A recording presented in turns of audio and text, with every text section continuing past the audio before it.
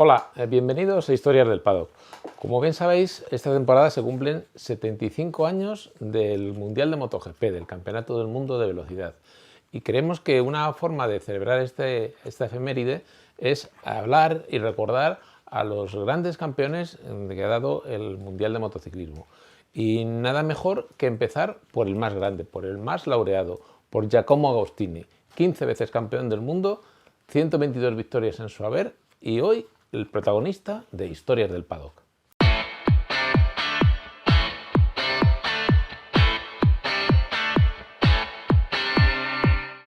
Giacomo Agostini es uno de estos talentos que ha dado el motociclismo deportivo a lo largo de su historia. Italia ha estado plagada de grandes campeones a lo largo de estos 75 años de historia del Campeonato del Mundo y Agostini es el más importante de todos ellos. Él nació en Brescia, en 1942, en la región de la Lombardía, el norte de Italia, el populoso e industrial norte de Italia, donde se crearon numerosas industrias motociclistas.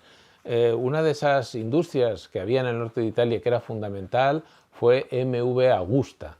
Y el destino de MV y de Giacomo Agostini terminó unido para conseguir alcanzar la carrera deportiva más brillante y laureada de la historia del campeonato.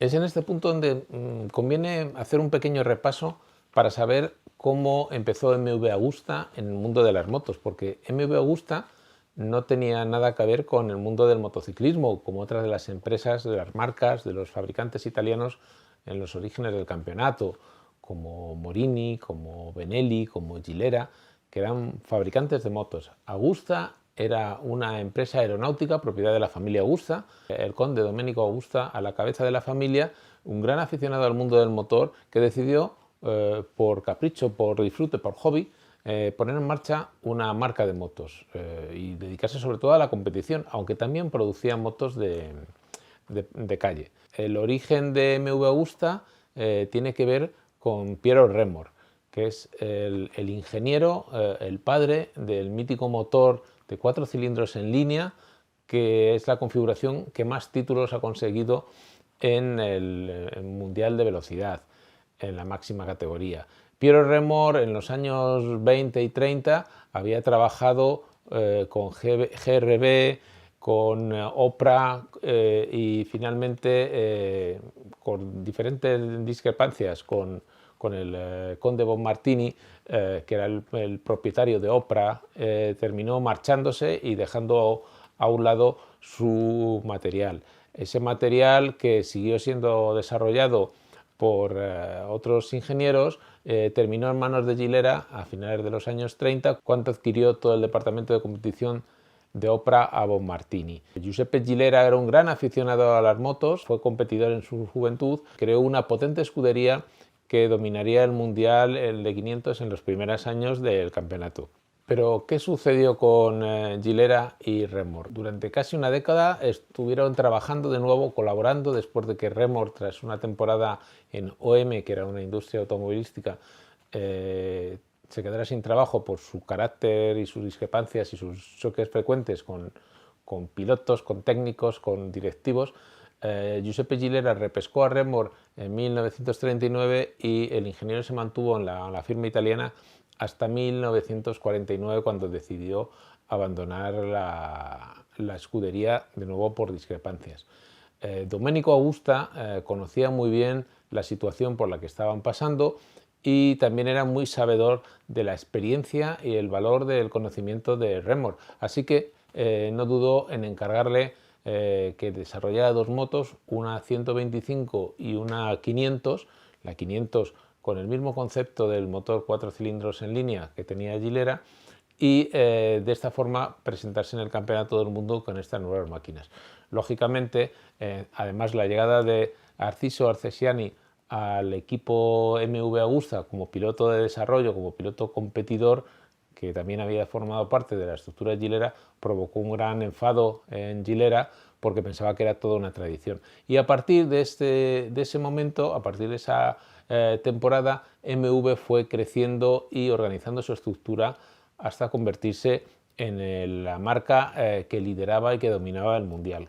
Como hemos comentado en otro episodio anterior, MV Agusta se quedó en solitario dominando todas las categorías del Mundial cuando a finales de 1957, concretamente en septiembre de 1957, Gilera, Moto Guzzi y Mondial deciden abandonar el Mundial definitivamente, con lo que la marca de Galarate, con lo que MV Agusta, la marca del conde Domenico Agusta, se quedó en solitario en el campeonato y fue campando a sus anchas durante muchísimo tiempo. Sin embargo, MV Agusta no conseguía triunfar con un piloto italiano en la máxima categoría. De hecho, en 1960 consigue el motociclismo italiano sus últimos títulos mundiales de la mano de Carlo Ubbiali en 125 y en 250, y en esa época coincide con la eclosión de la industria japonesa en el mundial, que absorbe absolutamente todo salvo la categoría de 500, donde MV Agusta se defiende basada sobre todo en los pilotos anglosajones, con Gary Hocking como piloto en 500 y en 350 con las MV Privat, unas motos que inicialmente no contaban con apoyo de fábrica, aunque el perspicaz Domenico Agusta decidió inscribir oficialmente la moto en el campeonato. Si no ganaba el título no pasaba nada, porque en el carenado, en el depósito de esas motos ponía MV Privat. Si ganaba, él había registrado en el campeonato MV Agusta en la competición de fabricantes, con lo que el éxito estaba asegurado. MV Agusta tenía a Mike Hailwood desde 1962 como principal piloto, y es en esa época, en 1962, cuando en Italia empieza a sonar un nombre: Giacomo Agostini. Agostini había comenzado a competir y a tomar parte en carreras locales en la zona de Brescia desde muy jovencito, a una edad muy temprana, muy poco habitual para lo que era en aquella época. Siempre apoyado por Aurelio, por su padre, que era un gran deportista, un gran aficionado a los deportes, al esquí, y entonces no vio con malos ojos que el joven Giacomino se animara a tomar parte en las competiciones motociclistas. También seguiría sus pasos Felice, el hermano pequeño, que siguió la trayectoria deportiva de Giacomo, pero no consiguió llegar a las altas cotas que alcanzaría su hermano. En el paso de los años, Agostini se terminó afianzando en las categorías intermedias, en las categorías junior del campeonato italiano, corriendo principalmente con Morini en la categoría de 175. Sus buenos resultados animaron a Alfonso Morini a ofrecerle un contrato de piloto oficial en 1974. Morini en aquellos días tenía una monocilíndrica 250 muy competitiva. El año anterior, en 1963, Tarquinio Provini había sido subcampeón del mundo de 250 con esa moto frente a la todopoderosa Honda 4 cilindros de Jim Ritman. Al año siguiente, Provini se fue a Benelli y Alfonso Morini aprovechó la oportunidad y le ofreció ese contrato al joven Agostini, de solo 22 años. Agostini tomó parte en algunas carreras del Mundial de 250, dejando un altísimo nivel y un gran rendimiento, y ganó el título italiano de 250 imponiéndose al propio Provini con su Benelli, y de hecho ese título italiano de 1964 fue el último gran éxito de Morini en el motociclismo de velocidad. El buen resultado y el buen rendimiento de Agostini no pasó desapercibido para el conde Agusta, que encontró en él a esa figura, ese piloto de talento que podía llevar al motociclismo italiano a conseguir lo máximo en la máxima categoría, algo que hasta ese momento solo había conseguido en los años 50 Umberto Masetti y Libero Liberati, ambos con Gilera. Ahora M. Agusta tenía un piloto de talento con el que poder aspirar a todo. Cuando Agostini llega al Mundial en 1965, Mike Hailwood sigue siendo el líder de la escudería. Enlazaría precisamente esa temporada su cuarto título consecutivo en el Mundial de 500.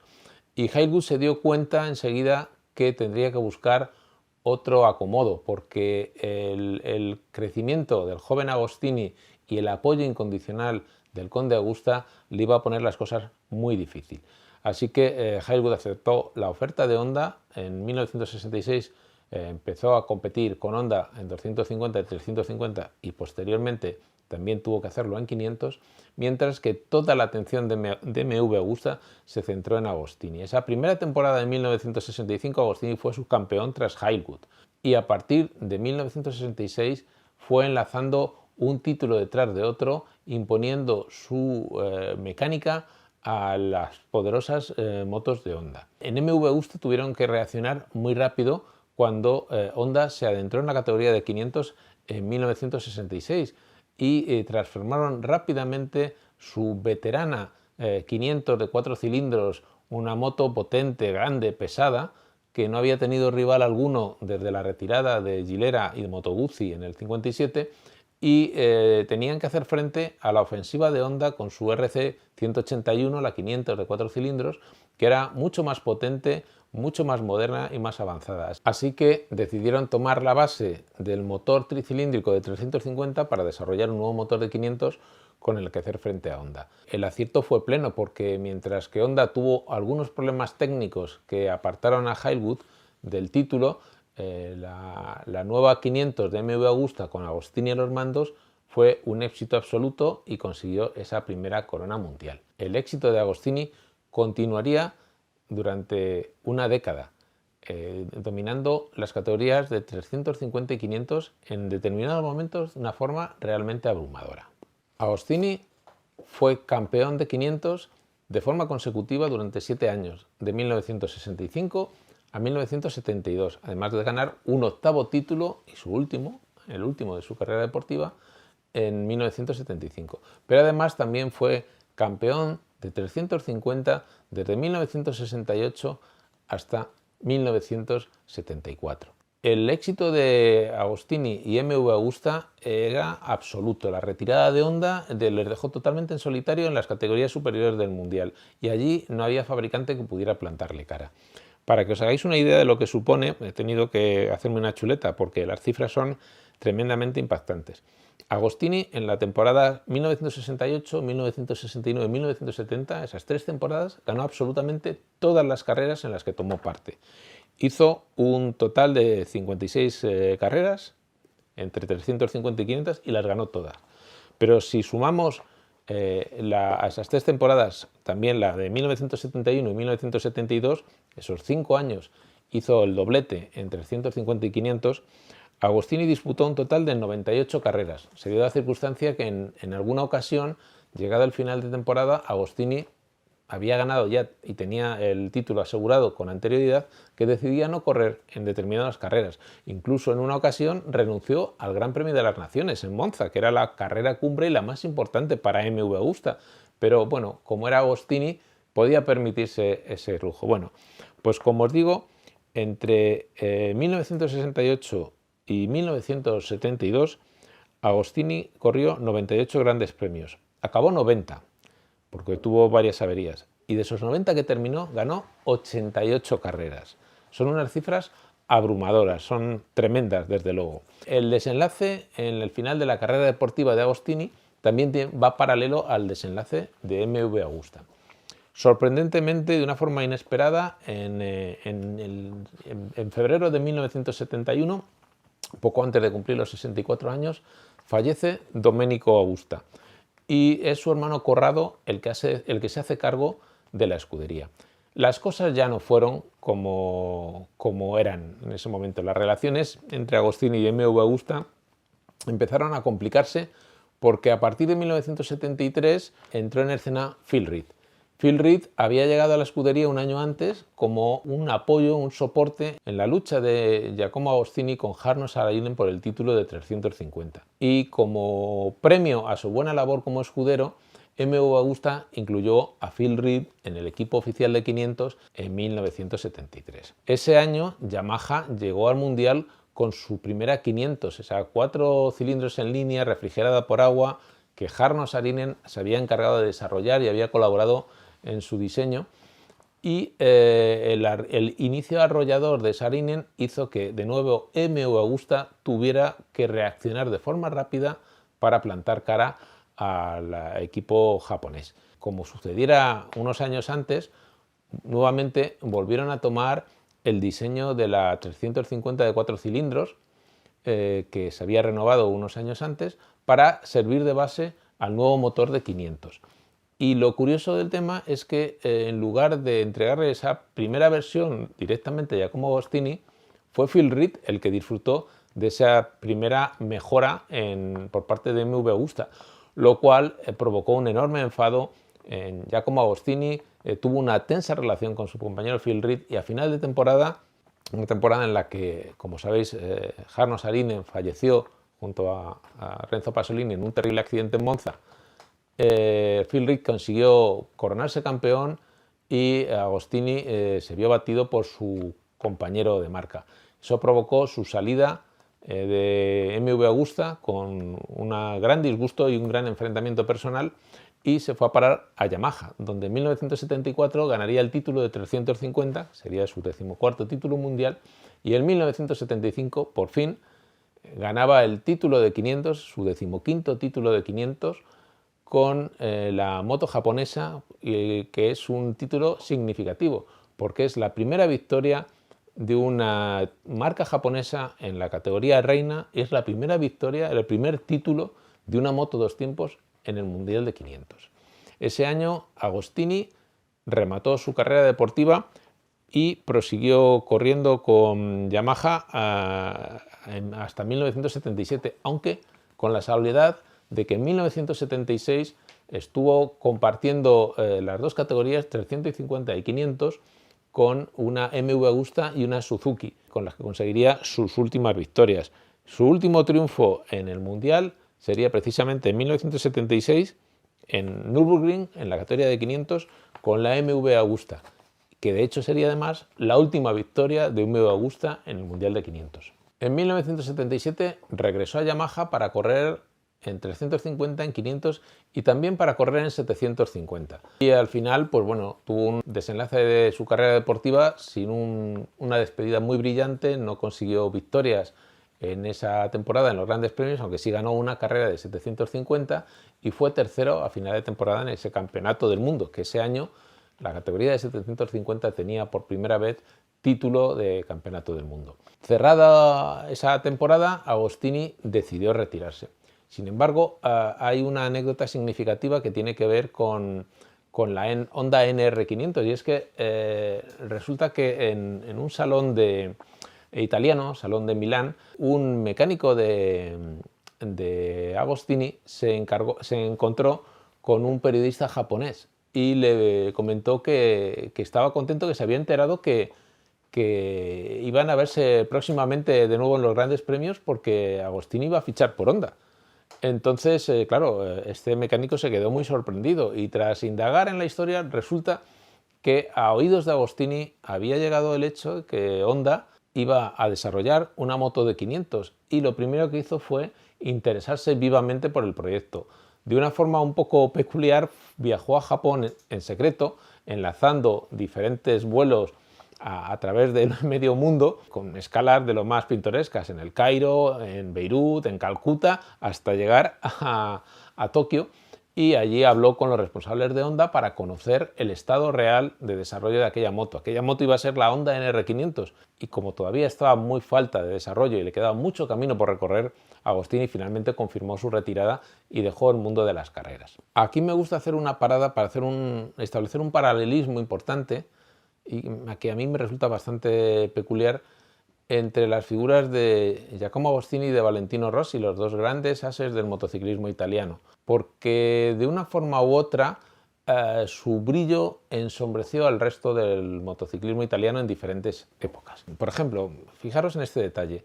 Desde que Carlo Vialli ganó en 1960 sus dos últimos títulos en 125 y 250, el único campeón italiano, campeón del mundo del motociclismo italiano, fue Giacomo Agostini hasta 1974. Durante todos esos años, entre 1960 y 1974, los únicos títulos mundiales llegaron de la mano de Agostini. Y es una cosa muy parecida a lo que ha sucedido con Valentino Rossi, cuyo esplendor, como había pensado en el término, ahogó a los demás, pero creo que es un poco duro decir ahogó al resto del motociclismo italiano, pero sí lo ensombreció totalmente.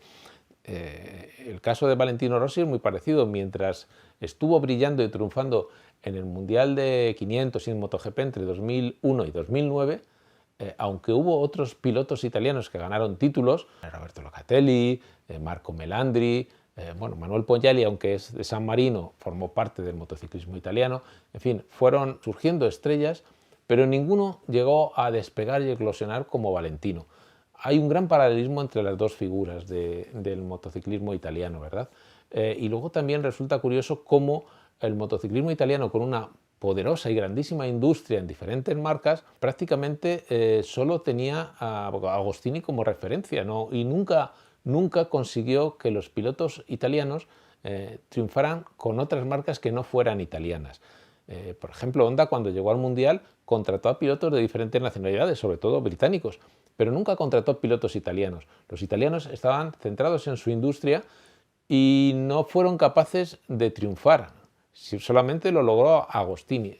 Es una reflexión que me ha venido a la mente haciendo un repaso a la carrera deportiva de Agostini y resulta bastante curioso. Volvamos con Agostini ya en el tramo final de este episodio. Agostini, como hemos dicho, se retiró en 1977. Al finalizar esa temporada. Y como muchos otros pilotos motociclistas, como hiciera en su momento John Surtees o como hizo en su momento Mike Hailwood, pues se interesó por el automovilismo. En 1979 estuvo compitiendo en el Campeonato Europeo de Fórmula 2 y en 1980 disputó la Fórmula 1 Aurora, que era un campeonato de Fórmula 1 que se hacía en Reino Unido. Pero enseguida terminó por abandonarlo porque los resultados no fueron lo que esperaba. Pero no se desvinculó del mundo de las carreras. De hecho, en 1982, con el apoyo de Marlboro, que fue uno de sus grandes patrocinadores en la etapa final de su carrera deportiva, cuando el mundo del marketing deportivo se desarrolló y las grandes marcas vieron la posibilidad comercial que ofrecía el mundo de las carreras, pues con el apoyo de Marlboro montó una escudería en el Mundial de 500. Sus primeros pilotos fueron el neozelandés Graeme Crosby y Graziano Rossi, el padre de Valentino Rossi. Fue un buen resultado esa primera edición porque Graeme Rossi fue subcampeón del mundo de 500. Nunca llegó a ganar un gran premio, pero ese año fue subcampeón de 500. Posteriormente, Giacomo Agostini siguió con su estructura, una estructura por la que pasaría Kenny Roberts en 1983, Eddie Lawson, que fue campeón en 1984, en 1986 y en 1988, rompiendo de forma muy dura con Agostini al finalizar esa temporada. De hecho, Agostini, dicen que con una mancha de mora, con otra verde se quita. Entonces, como perdió a Lawson, decidió repescar a un sorprendente Freddie Spencer para incorporarle a su equipo en sustitución del californiano, pero aquello resultó siendo un fiasco porque Spencer no estaba en forma, no era el Spencer que se había coronado y se había encumbrado en el Mundial de 500 y terminó abandonando al equipo a mitad de temporada. Agostini mantuvo su estructura una temporada más y finalmente en 1991 decidió aceptar el puesto de director deportivo de Cagiva. ¿Y quién llegó a Cagiva? Ni más ni menos que Eddie Lawson, que se habían llevado a matar, no tenían una buena relación, pero bueno, al final se entendieron y con Agostini como cabeza visible de la escudería Cagiva, con Lawson como gran estrella de la marca, conseguiría esa primera y mítica victoria de Lawson en Hungaroring, de la que también os hemos hablado en este episodio. En fin, esta ha sido la trayectoria deportiva de Giacomo Agostini. En los últimos años también estuvo vinculado a MV Agusta, tuvo un papel fundamental como embajador de la marca y como representante de la marca en esta repesca de MV Agusta, en ese renacimiento que puso en marcha la familia Castiglioni. Y le hemos visto en numerosas ocasiones en las reuniones de motos clásicas, todavía en buen estado de forma, con buena apariencia y pudiendo enfundarse cómodamente el mono. O sea, Agostini es un piloto que siempre se cuidó mucho y siempre estuvo muy en forma. Hemos seguido disfrutando de su presencia en muchas carreras, su cercanía, su proximidad y la verdad es que este piloto que ha ganado 122 grandes premios, 122, no 123 como ahora dice la estadística de Dorna, porque la victoria número 123 corresponde al Campeonato del Mundo de 750, pero eso no era un gran premio, que lo sepáis, así que si veis una estadística 123, eso es un error. Concluyendo, Giacomo Agostini, el más grande de todos los tiempos. 15 títulos mundiales, 122 victorias en Gran Premio y toda una referencia en la historia del Mundial de Motociclismo.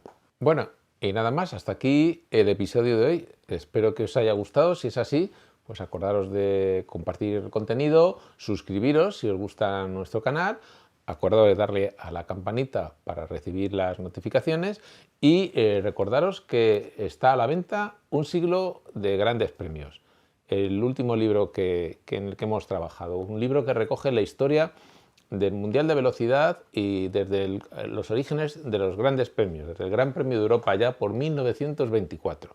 Es un libro que puedes conseguir escribiendo a historiasdelpaddock@gmail.com. Nada más, hasta la próxima semana.